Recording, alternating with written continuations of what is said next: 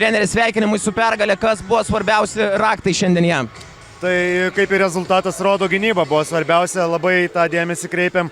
Aistas tokiu aukštų penketų žaidžia, bet pavyko tą išspręsti, džiaugiuosi pergalę, džiaugiuosi savo komandą.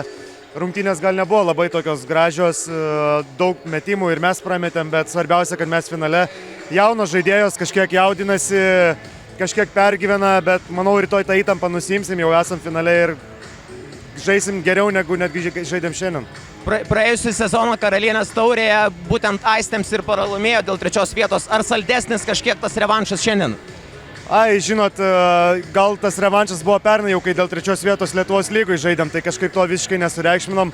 Prieš kiekvieną varžovą ruošiamės, žaidžiam ir dar kartą noriu pasidžiaugti, kad esam finale. Tai mums istorija. Trumpai apie Katerinės Dikė pasirodymą pirmajame ketvirtyje pakilusi ant suolo pakeitė rungtynių eigą. Trumpai apie ją.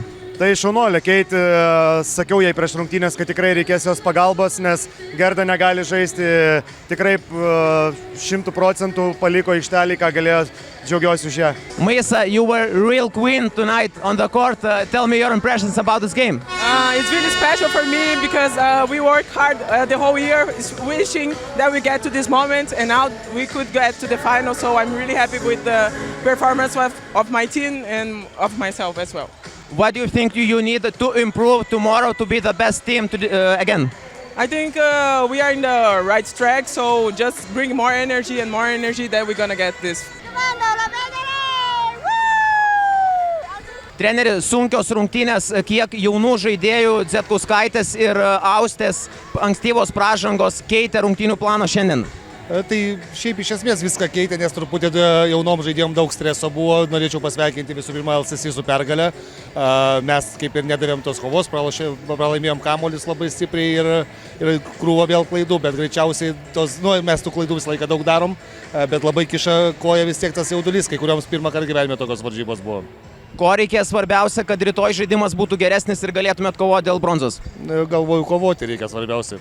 Gintarė, tai yra 3 Karalienės taurės renginys tau, kuo šis sunkesnis ir kuo išskirtinis? Sunkesnis tuo, kad galbūt turbūt turiu daugiau atsakomybės komandoje. Pernai vis tiek turėjom ir Gintarę Petronytę, tai didelis dėmesys buvo jai. Šiemet turim daug jaunimo komandoje ir aš turbūt esu ir vyriausia ir su daugiausia patirties, tai turbūt atsakomybės prasme šitas yra toksai svaresnis. Kiek sunku po krepšiai stumdyti su tokia priekinė linija kaip sesės Dijas ir Katerina Dikė? Sunku, tikrai reikalauja daug jėgų ir pastangų ir manau, pelnyti taškai tiek vienos ar kitos sesers parodė, kad tikrai jie sustabdyti yra tikrai sunku. Trumpai, kas laimės antrą pusfinalį? Aš linkusi palaikyti savo buvusią komandą Kėberkštį.